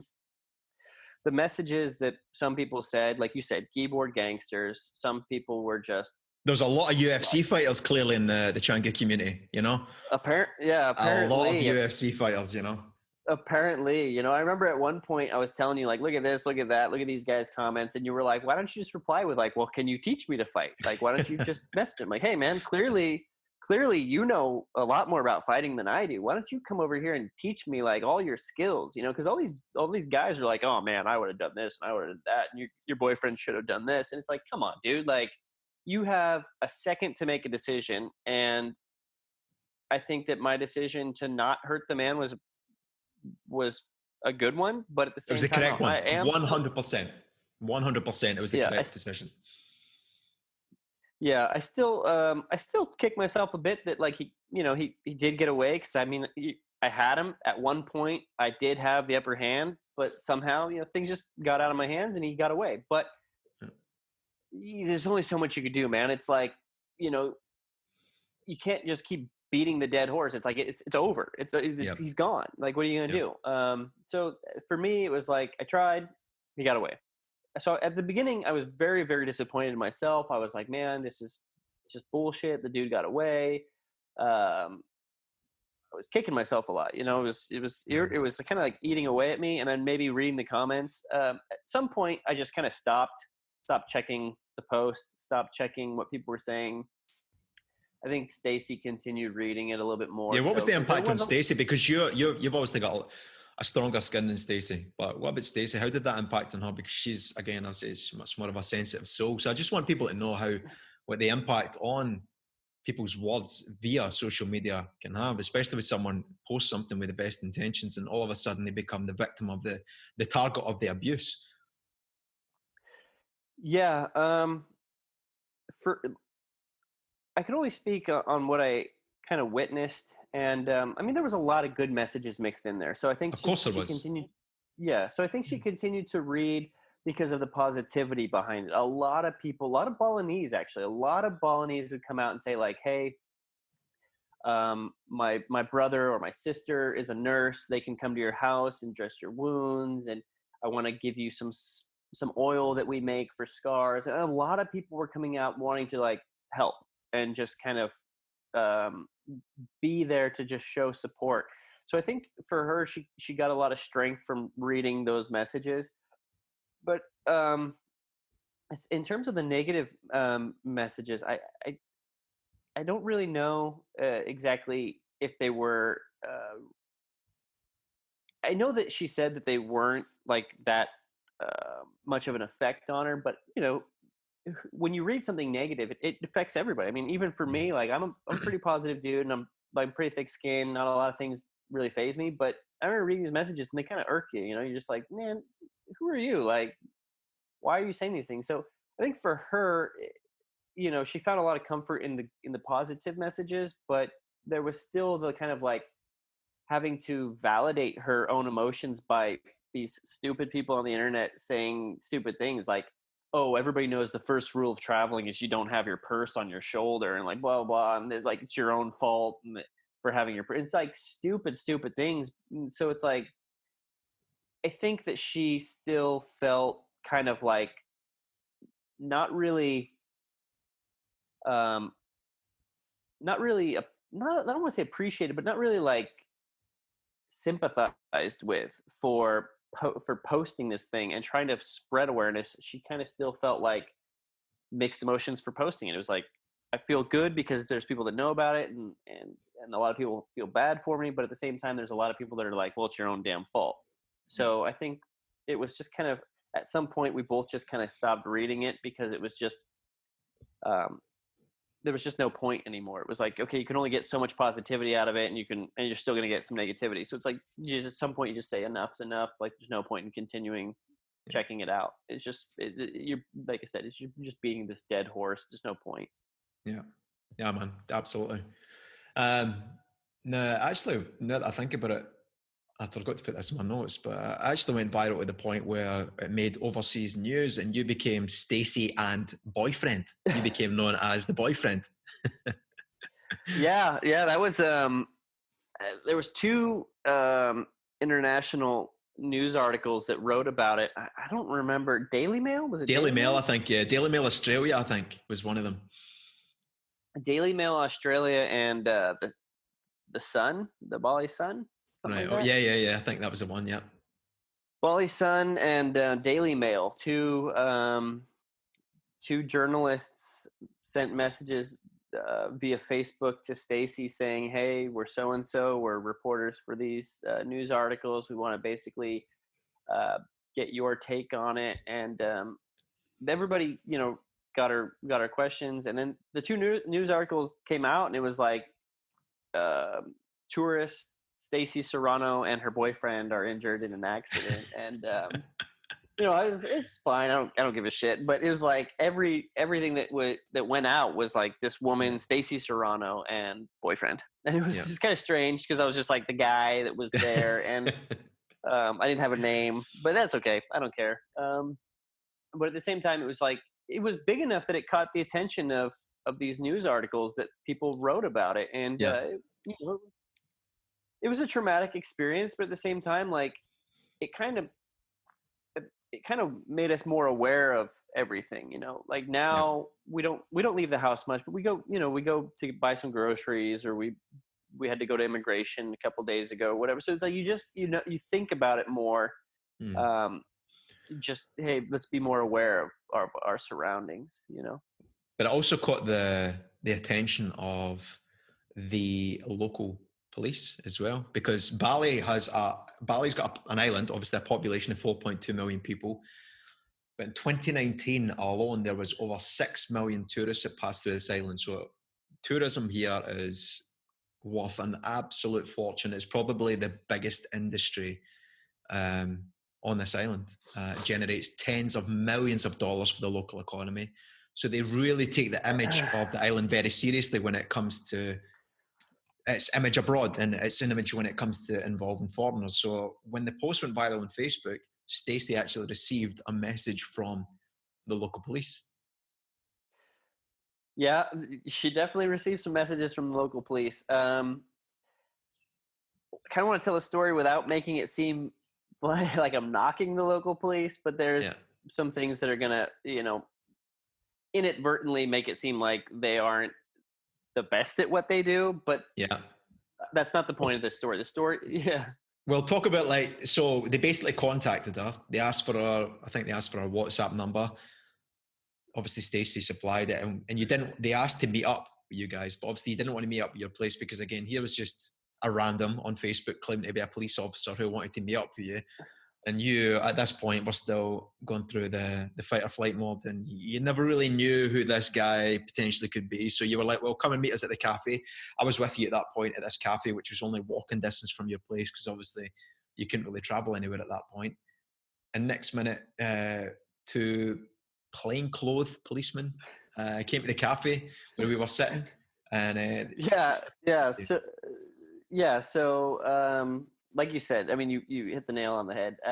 We were still kind of afraid of everybody, right? We didn't know who these dudes were. They said, we're policemen, we want to come talk to you. And I was like, well, we're just gonna have just two random guys that message us on Facebook show up at our house and start asking questions, or even if they are policemen, like, no, we're just gonna meet them at a cafe and we're gonna tell them the story. So yeah, you're right. I mean, it was these two just random guys that showed up at this cafe, and they didn't even introduce themselves at first. They were just sitting outside smoking some cigarettes, having some coffees. Starsky and Hutch. Yeah, kind of like Starsky and Hutch, just kind of hanging out outside. And at one point, like, they just decided, I guess now is a good point to introduce ourselves, because we had seen them sitting at this table. We were sitting inside, they were sitting out on the patio. And then at one point, they just kind of walked over to us and were like, hey, we're the cops. Like, we're the police officers that we're supposed to meet you here. And we're like, but you've seen us for like 45 minutes as you've just been hanging out there.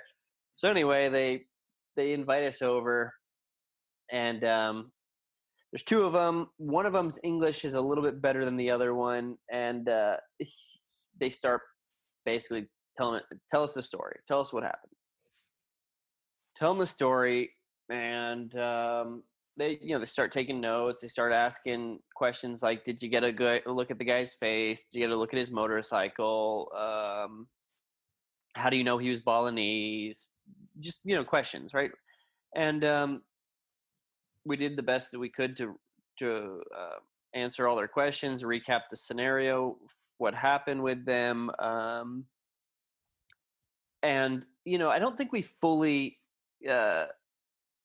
that they were fully understanding what we were saying as well, right? Like we were telling them, hey, this is what happened, and then the guy would kind of question it and ask it another way to kind of like try and figure out what it is that we were saying. Like he would say something like, okay, well, where did this happen? And we were like, it literally happened right there on that street, like, and pointed at it on the street. And he's like, that street right there? And we're like, yes, that one. And pointed at it, like, right, it happened 50 meters from where we're sitting, right there on that street.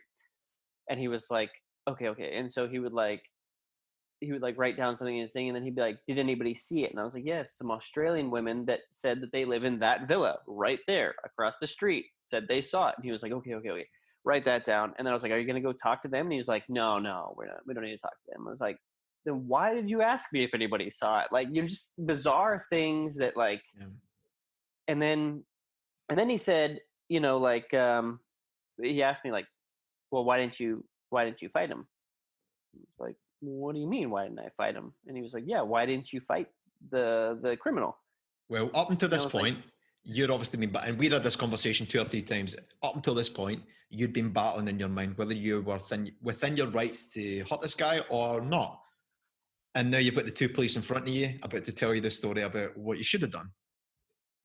Yeah, exactly. So the cops at this point, the police officers, so you and I had gone back and forth about, like, did I do the right thing? I was beating myself up. I was reading all these internet gangsters saying you're not a man, you didn't beat the dude up, everything, so I got all these thoughts in my head. I don't know what's going on, right?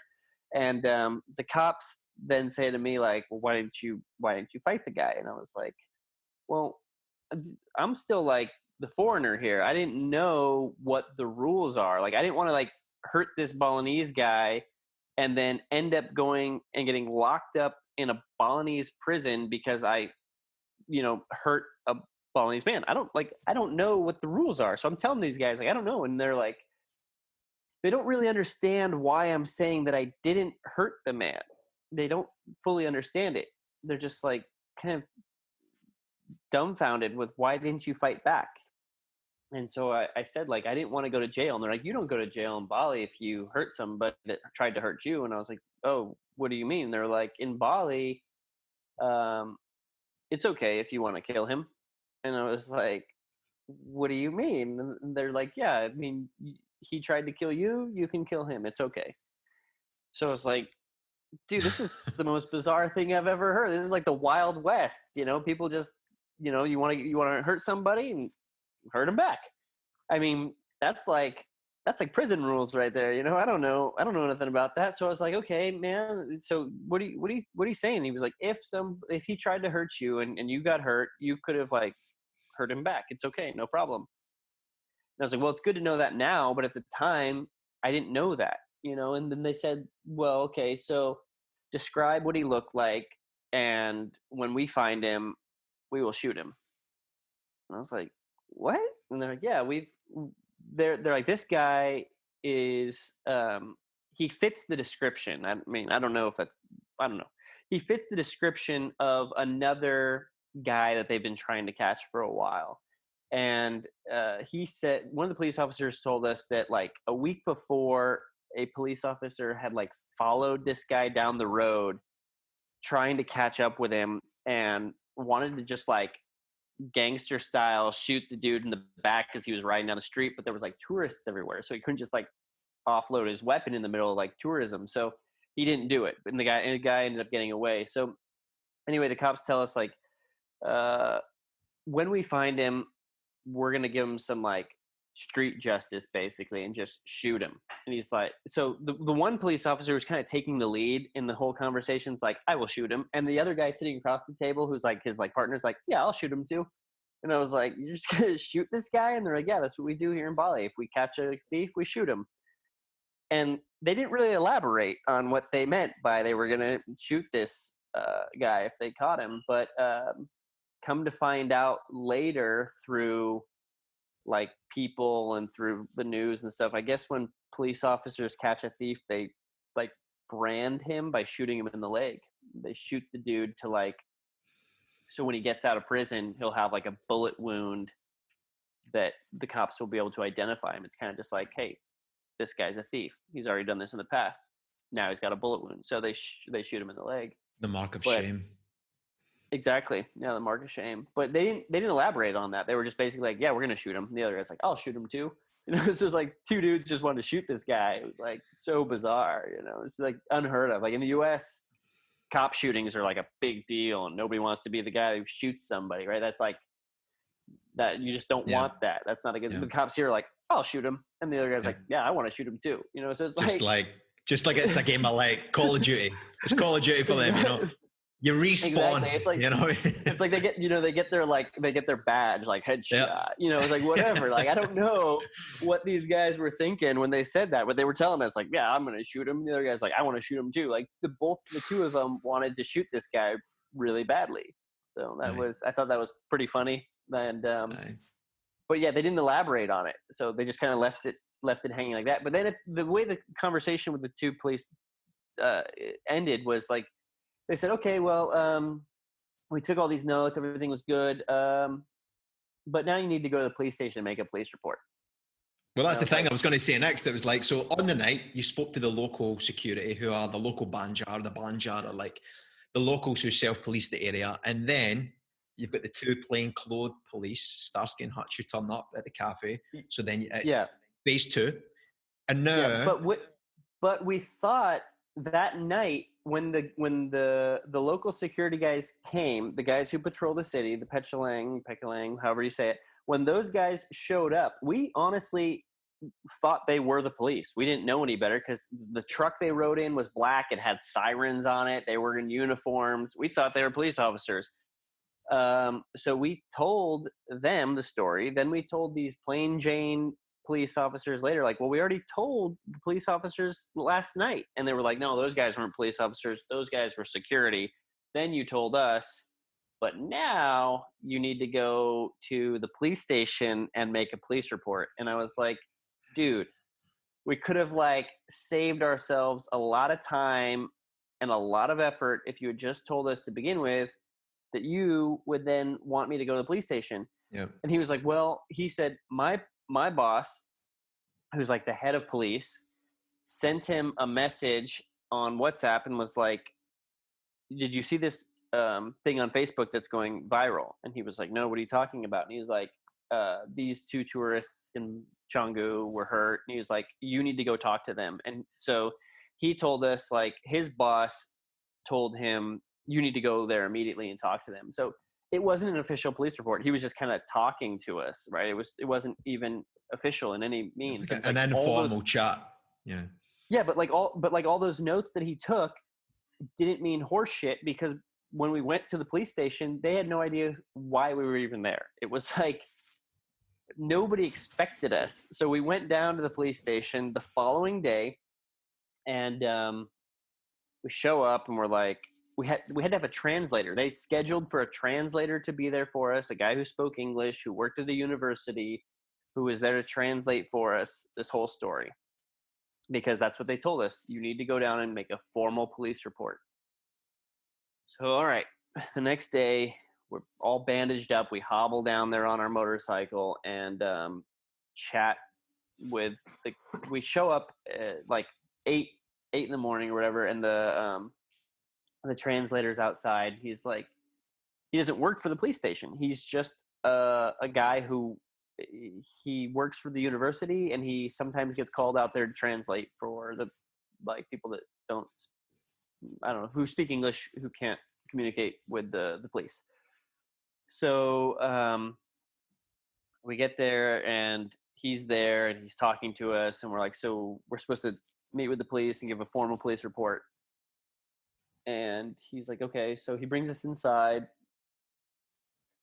and he doesn't really do anything. He just kind of like says, you need to go talk to those guys over there. So we walk over there, and we're like, hey, we need to make a police report about an accident that happened with us 2 nights ago. And they're like, okay. And then they like look over at the guy who's like our translator, and he says something to them. And then everybody's just kind of like confused, like why we're there. Yeah. Like nobody's really knowing what is going on. Even the translator still doesn't really fully understand what he's even doing there. So then we go in this back room with a police officer, and the police officer says, okay, like he's broken English, says, tell me what happened. And so I'm like, this guy barely speaks English. The translator is sitting across the room. He's not even like, he's like texting or something. It's like the most chaotic police station interaction. And the guy's sitting in front of a computer, like where he's got to fill out a form. And he says like, what happened? We tell him what happened. He's like, okay, so what was stolen? And I was like, nothing was stolen, because the purse was across her body. So he didn't actually steal anything. He got away. He's like, so nothing was stolen? No, nothing was stolen. He's like, what am I supposed to write down in my form then? And like, I don't know, attack? And then he like looks at the translator, who doesn't even work for the police, and the translator looks back at him, and he says to him, what do I put in the form? And the translator's like, he looks back at us, he's like, what do you want him to put in the form? And I was like, I don't know. Why am I even here? Yeah. Like, what do you I don't work here. I don't even know what form you're talking about. Like, what are you talking about, man? And so the police officer is like, I don't know what to do from here on out. They just kind of stand there staring at us. Now this is funny. Like, now this is funny when we talk about this now. We can laugh and joke about this now. But at this point, this is still the day or two after. This is still fresh in your mind. Your wounds are still fresh. Mentally, you're still healing. You're still getting all these messages on Facebook. You're still reliving the whole process in your head. And now you're dealing with the police, who are meant to be the main police at this point. And this is I don't know any other word to describe it, but this is the shambles that you're dealing with at this point. And this is the third time you're having to relay this information. Yeah. Yeah. And like I said, I mean, inadvertently it would make the police look bad, but it's not meant to do that at all. It's like, hey, every country has its own way of handling things. If I was, in Scotland, or if I was in somewhere in the European country, I don't know the situation. I don't know how I don't even know how things would happen in the US if I tried to report a crime. I don't know. Right. So everybody has their own procedures. I don't know what form he needed to fill out. It's all bureaucratic bullshit. I don't know anything about it. Right. So I just don't even know why I'm there at this point, because the cop doesn't know why I'm there. He doesn't have an answer for me. And so I'm like, well, we spoke with this guy on WhatsApp. Do you want to talk to him? And he's like the police officer who came and met with us yesterday. And he was like, okay, call him. So we call him. He doesn't answer. text him, hey, the police officer here wants to talk to you, doesn't answer. So now we can't get a hold of the guy that we just spoke to the day before. So I was like, well, I do remember the police officer we spoke to yesterday told us his boss wanted us to report this. And so he's like, what's the name of the boss? And we're like, I don't know. He just said his boss. So the police officer says, okay, well, I'll call my boss. So he calls his boss. He has a conversation, but we don't understand what he's saying in Bahasa, Indonesian, or Balinese. He's talking. Then he hangs up the phone. And he's like, okay, I know what I need to write. And he writes something. And then he's like, now you need to go sit in this waiting room to talk with a detective. Okay. So now we got to talk to another police officer. So we're like, okay. And all the while, this translator hasn't really said anything because the guy speaks just enough English that when he says something, we understand what he's saying. And when we reply, there's no then the translator making sure that the guy understood what it is we said. So the translator is kind of just sitting there the entire time because like he'll be like, what you mean? And then we'll reply, and then he'll just stare at us, and the translator sits there silently. So did he understand? I don't know.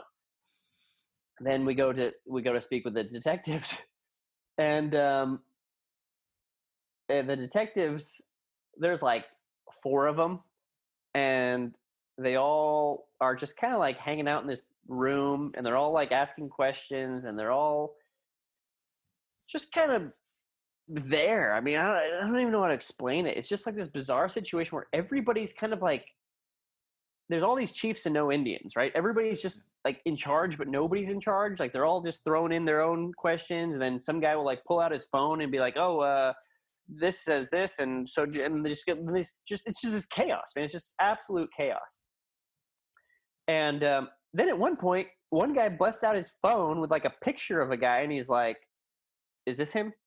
And we're like, I don't know why. And he's like, we caught him this morning. And we're like, I mean, it could be him. I don't know. The guy had a helmet on. He was like, I mean, he was caught. And we're like, oh. So like, it's just like this chaos. Like they're kind of just showing us pictures of this guy and saying like, this is him. And we're like, but then they start speaking in Indonesian and in Balinese, and they're speaking back and forth. And so the translator's not saying anything to us. So it's like this just chaos, this like 3-ring circus of just like confusion. Like they're talking, they're showing pictures, they're showing us like, oh, this must be him. And like, there's nobody telling us anything. And so we're like, so how do you know this is the guy? And they're like, well, we caught him. It has to be him. And I was like, well, how do you know it's him? He's like, he had phones on him when we caught him. So I mean, it has to be him. He's a thief. Like the island only has one thief, right? So like nobody's giving us any answers. And so finally, like, I'm just like, hold the phone. I want to talk to like this police guy because he seems to like understand what's going on. So I just kind of like tell the other 3 guys, like, guys, just chill for a minute. I'm going to talk to this guy. And I'm like, you were the guy who had the pictures on his phone. Where did you get those pictures? And he's like, the police chief of an office in Denpasar, which is like the capital here in Bali, sent him the pictures, and they caught him that morning. Caught this guy.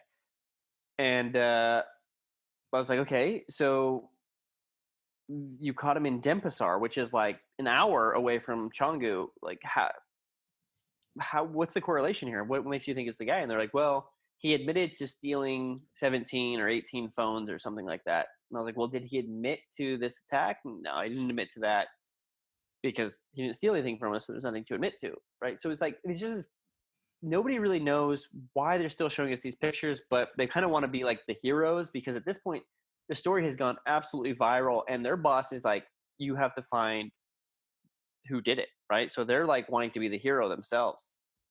Like, oh no, we solved the case. So they're showing us pictures. We don't really know. And then we finish up telling them the story and we go home because like, okay, we've told the story so many times. And then we message like the translator again, because he's the only guy who's like texted us at this point, like the pictures of this guy that they supposedly caught. And we're like, so what happens now? And they're like, oh, he goes to jail. And we're like, yeah, but is there like a trial? There's like, are you guys going to question him? You're going to ask him about this event? Whatever, like, you know, Stacey's wanting answers. Like, we don't know what's going on. And they're just like, He goes to jail. That was the end of it. that. That was the end of that. And so, like, there's no questioning, no trial. We don't know if it's actually him. That was the end of that. And is this this is after a couple of days. And by the way, they shot him in the leg.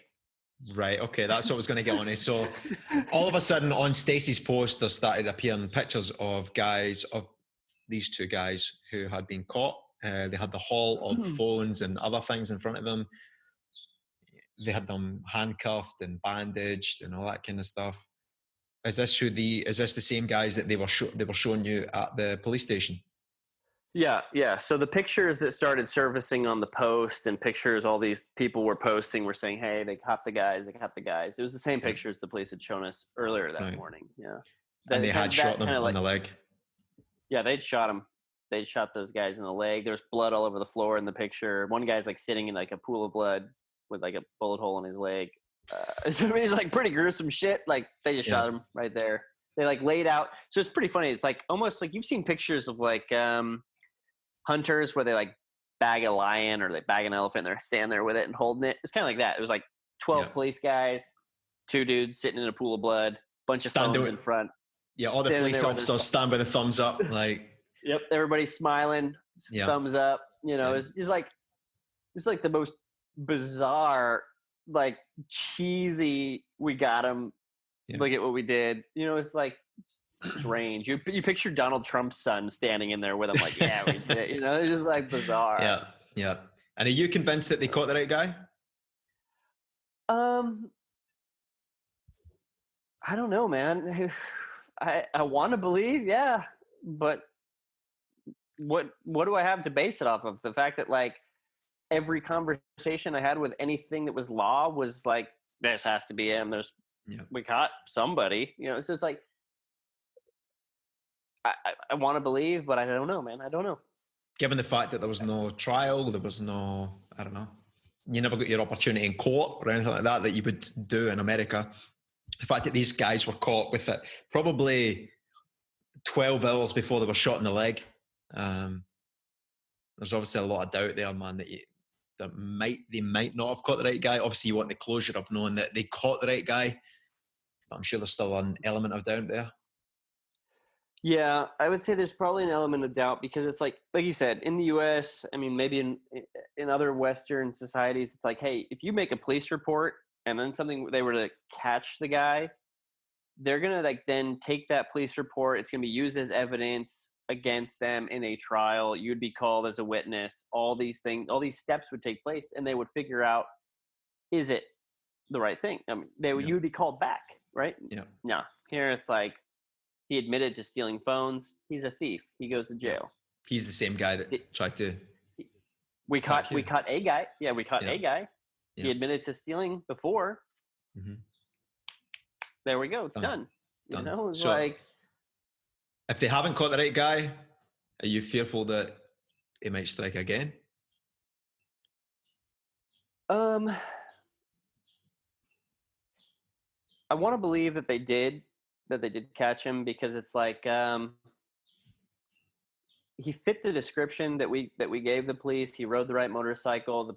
The pictures of the motorcycle they showed us were scratched up on the side. There was mud on the bike, which is the same mud I had on my leg. You know, it's like it had all the things that make you believe, yeah, that's him. They got him. I hope that was him. So that, nobody else is injured. But at the same time, like, due to this whole lockdown that's happening here in Bali, the economy is suffering. There's going to be other people that fill the shoes of that thief and start doing what he did, you know, because the people are desperate. And this is not the case just for Bali. You know, this is a world issue. And it's scary to think that how many people are affected here in Bali, how many people are affected in countries where there's not as much support. You know, like countries like the US, people are getting unemployment, people are getting stimulus checks. There's things that the government's doing to make sure that people don't have to go out in the street and rob, right? But here in Bali, I mean, there's not that, you know, so there's no stimulus package. Yeah. there's no stimulus check coming in. Nobody's getting their $1,200 in the mail, or $2,000 Canadian. It's not happening. People aren't getting this money, right? Mm-hmm. People aren't getting cash. So people are having to rely on either, hoping that people donate to them, or if they get desperate enough, steal. Yeah, that is the fear here, man, in Bali. Absolutely. So Yeah. even if if that was the guy, you're never gonna know, man. You never seen the guy's face. And as you say, someone the next again day could have stepped into his shoes in this situation with COVID-19. Desperation kicks in with the same profile, the same bike, the same look, the same style. And like you said, somebody can fill that, but also the description that everybody gives of who stole from them, when it happened, where it happened, is all very similar. Yeah. The Balinese, a lot of Balinese, being criminal or not criminal, like to wear black. It's just the way it is. Balinese like wearing black. So everybody's description of the guy is he was wearing all black, but it's like everybody in Bali wears black. That doesn't help anybody, right? So it's like you could be the world's nicest, kindest Balinese man who believes in karma to his very soul and like is a loving father and a business owner, and you wear black on the weekends. Like you just wear black. Like so it does. So the descriptions that people have, you fit the profile on the weekend. Yeah, exactly. You fit the profile. Like it's sad to say, but like every Balinese person fits the profile of the guy. They all wear black. It's so sad, but yeah, man. So for all the medical care that you guys have received, how much have you spent on medical care from the moment that it happened to now? Close to $1,000 US. $1,000 US. Yeah, something like that. So that's obviously been seen at the hospital, the bandages, the aftercare. So the medication, like pain meds. I mean, we were on pain meds for like 2 weeks. Because I mean, dude, it was like you would just have like sudden bouts of stinging, throbbing, like nerve. So the way it was described to us is your nerve endings were all just basically destroyed because just ripped, right? So it was like randomly in the middle of the night you would just be woken up out of pain. So I mean, we were on tramadol and anti-inflammatories, and it's just like medication, constant bandaging. Like you have to change the bandages every couple of days. To go to the hospital to get them changed because they use a special type of bandage, uses some type of like gel so that it stays moist but not too moist. I don't know. I don't know, but I just know that we had to keep going. Yeah. So there was more than a physical and mental impact that night. There's been a financial impact as well. Yeah, I mean, it's a lot cheaper than it would have been in the US. But at the same time, in the US, I don't think that we would have needed to even go to the hospital. Just take a shower, lay in bed, take some Advil, you'd probably be fine. Here, they're more afraid of getting infection because they've told us like horror stories. People can get infection basically like in a day, one day, if not doing things correctly. You take a shower and there's something in the water and you're infected. You know what I mean? So it's like, it's just something that in the Western world, we don't even think about. I was telling Stacey, like when we first had a run-in with an infection here in Indonesia, it was like, in the Western world, infection is like, nobody gets infected. Like you get infected if you have like a major thing. Like, okay, you get a bullet wound. They got to go in and sew up your intestines and all this. Okay, maybe you get an infection because something was, but I mean, if you scratch your elbow in the US, playing soccer or something, you fall and get some road rash on the grass, you take a shower, you lay down, it goes away. So it's like nobody gets infected. So, it was just very strange here that like they were so afraid he was going to get infected, and I mean, we still are. Like even with my elbow here, like I have to put on the antibacterial whatever stuff, and then some gel, and then I got to change this every couple of days, and I don't know, man. It's like infection, it just happens. Is there any way of claiming compensation through any sort of like justice system here, or is it just a complete financial take the hit? Yeah, no. It's just, well, I even asked, like, do you want to know how much? We asked the police, do you want to know how much it cost us in bills thus far, so that if this guy goes to trial, you have a monetary amount that you can say, this is how much he cost in damages to. No, we don't care. That's what they said. We don't care. It was So like that night, in the yeah, U.S. you've taken a lot. You've taken a big financial hit there, man. I mean, $1,000 for two travelers who are social media managers living here in Bali through this COVID-19. That's a big financial hit.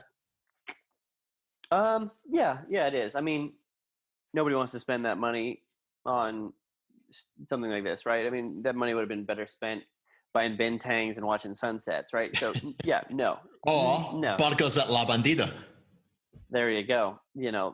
Exactly. So, or buying more grappa by Sava Bay, right? So it's like, there's things here in Bali you'd rather spend your money on, and anywhere. Who wants to spend $1,000 doing anything medical related, right? So yeah, you're right. We didn't expect it. It's unfortunate. We're happy it's not more. We're happy there was no broken bones, no stitches required. I mean, there's a silver lining to the whole situation. Yeah. Yeah, of course. Now, how long has it been since the incident happened? Since that night? Just about a month. A month. About a month now. Yeah. I mean, our initial wounds healed probably within the first 2 or 3 weeks. The ones on our legs and stuff, some of them took a little bit longer. The one on my elbow, it's still not healed. I don't know why, it just won't heal. But yeah, it took about 2 or 3 weeks before the skin was enough that, like, okay, it's new skin. There's no like tissue exposed. You can take your bandages off. You can take showers. You're okay. But I mean, there's still scars. I mean, there's big scars on my legs, scars on Stacey's elbows, and on her shoulder. But I mean, in terms of like there being new skin, it's fine. You can shower. It's just like regular skin. But yeah, it's still not. I mean, it could take a year, 2 years before the skin is back to normal. Like, doesn't look like a scar. Yeah. What about mentally? How are you and Stacey coping with the aftermath of all this? I mean, it's been a very strange situation because we went right from kind of self-quarantining ourselves because of being injured to being in like a mandatory quarantine predicated by COVID-19. So it's kind of been strange because the days just all blend together. Like, Bali didn't go into a lockdown until, I don't know, what was it, 2 weeks ago, maybe? I don't really even... Two and a half I don't know. weeks, I think, yeah. I don't know, because for us, we haven't been doing anything since the accident anyway. So I don't know. Mentally, it's all kind of just one big quarantine, man. It's like the whole world now is quarantined with us, but we've just been doing it slightly longer because of this accident. Fair enough, so yeah, man. it's just more of the same. Yeah. And has it put you off going out at night or driving around on the scooter at all? Or No, I mean, no, we couldn't do it anyway, even if we wanted to. There's nowhere to go. Bali closes down at 9 p.m. But I mean, at this point, it's like everything's closed. There's nowhere to go. I want to go places. I want to do things, but no, I can't. So it hasn't really put me off in any way in terms of riding. We had to ride to immigration. I'm okay. I mean, I'm okay about it, but I think it still probably affects Stacey a little bit more. It's like a little bit more nerve wracking. Okay, we got to go. We got to plan to get on the bike and go do something. But for me, I think it's like I'm just more aware now. So I just don't put myself in a situation where, hey, it's 10 o'clock at night. It's pitch black. There's nobody around. There's nowhere to go anyway. So I couldn't do that. But once this is all lifted, I'll just be more aware. Yeah, of course. That's what I recommend that everybody else does. Well, in terms of anyone who's in Bali right now or who might be planning on coming to Bali in future, what advice would you give them? Because obviously, one, we haven't touched on this at all, but you guys were wearing helmets that night. That's probably the biggest advice you could probably give someone.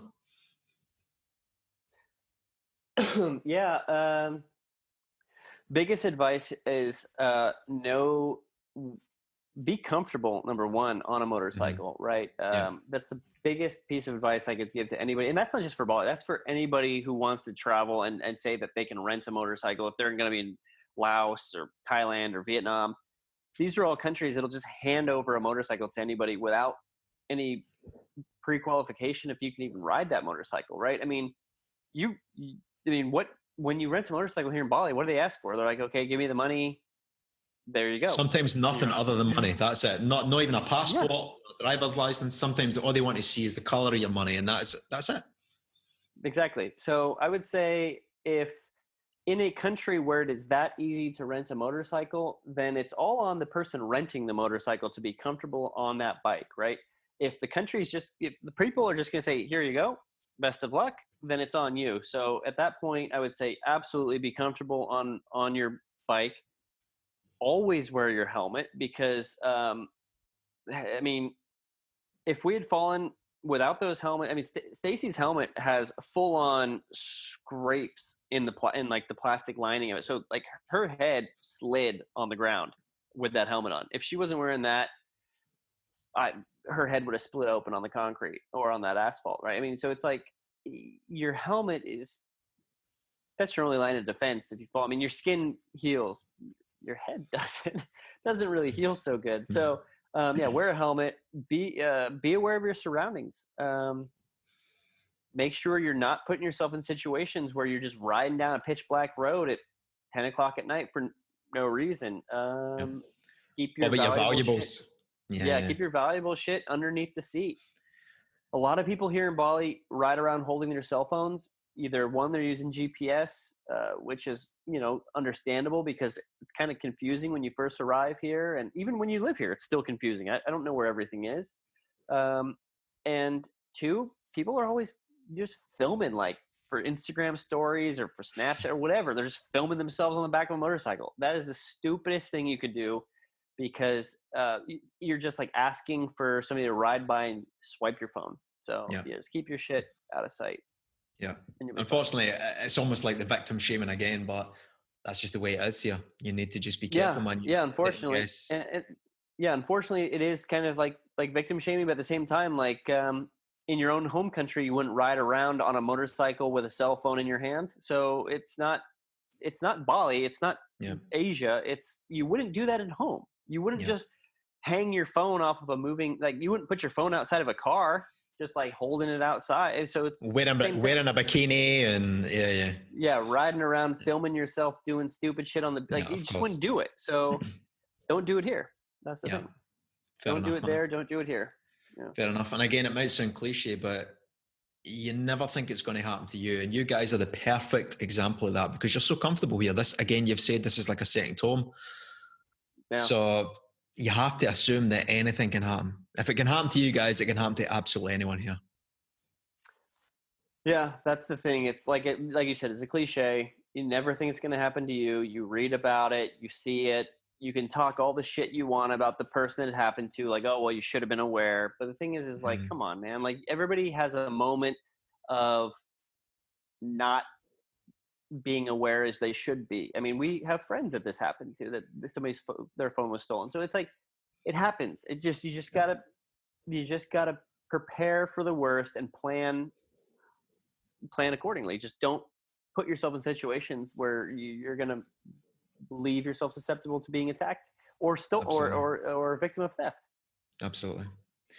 Yeah. Well, thank you so much, man. I feel like we've covered it all, and thank you for I really appreciate you talking so openly about this. I know it's still a sensitive subject. I know it's still fresh in the mind. I feel like we've pretty much covered it all, unless there's anything else that you want to add to this. No, man.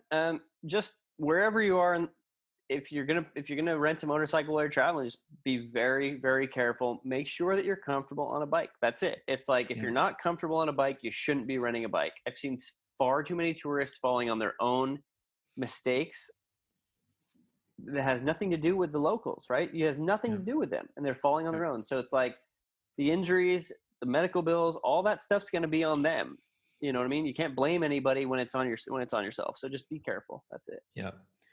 Well, hopefully for anyone who might be watching or listening to this, they take heed of your story and obviously your advice, and hopefully it doesn't happen to them, man. But that's Yeah. it. I feel like we've covered it all. I really appreciate you being so open and honest. And if you are now free to play some Call of Duty, then I'm down. Yeah, you know it, man. I'm always down. I got hit level 103. Excellent. Well, before I go, I'd like to thank my patrons, Stephanie, Taylor, and Annika, for their support for this podcast. It really does make a big difference. And again, thank you so much, man, for taking the time to do this. Again, it is a very sensitive subject. This is probably the most sensitive podcast that I've done thus far. I know it's not easy to talk about, especially for you and for Stacey. So thank you, man. But hopefully this really helps someone who may be coming to Bali or is in Bali already, and it prevents at least this happening one time. Then it's been well worth it. Yeah, I agree. As if it can help one person, then it was worth it. Because I mean, nobody should have to.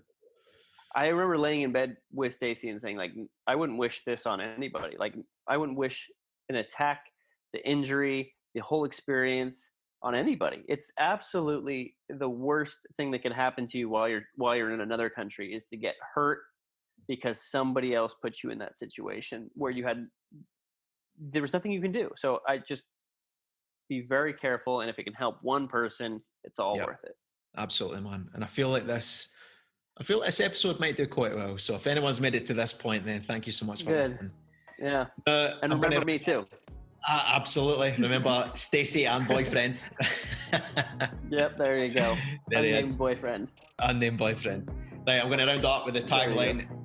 This has been a wee podcast for big subjects and personalities, sprinkled with a wee bit of Scottish humour. Sorry, but too much wine. Thank you again, man. Thank you so much. You got it, man.